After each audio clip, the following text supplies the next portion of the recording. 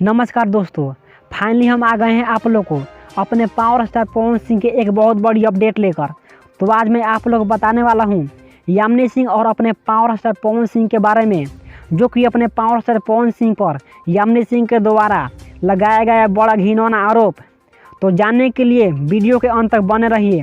और अगर आप भी पावर स्टार पवन सिंह के दिल से चाहने वाले फैन हैं तो वीडियो को लाइक करके और चैनल को सब्सक्राइब कर ले।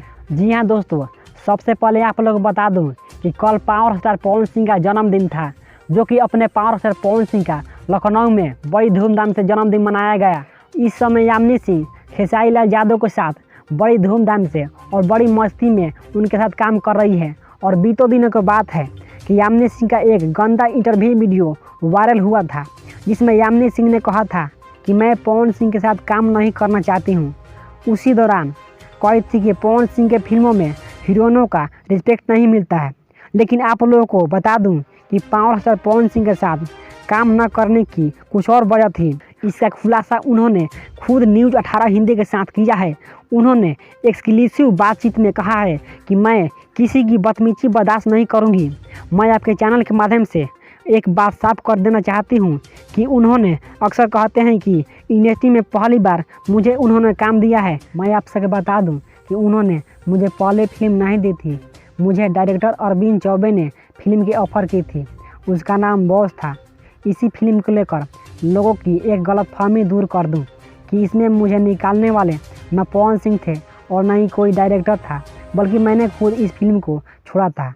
तो मैं पहले ही जानती थी कि वे बहुत अच्छे हैं और अच्छा काम करते हैं। उनकी गायकी मुझे पसंद थी। सेट पर जब हम पहली बार मिले तो मैंने उनकी तारीफ़ की, तब तक नहीं जानती थी। और यामिनी सिंह ने यह भी बोली कि मैं अब उनके फैन से पूछना चाहती हूँ कि उनकी माँ, बहन, बहू और बेटी को गलत करने के लिए बोले तो क्या तब भी आप भी उस इंसान के भक्त बनकर बैठोगे? उसी दिन मैं प्रण ले लिया था कि मैं इसी इंडस्ट्री में रहूँगी और सामने रहूँगी, सबके साथ काम करूँगी, पर उनके साथ काम नहीं करूँगी।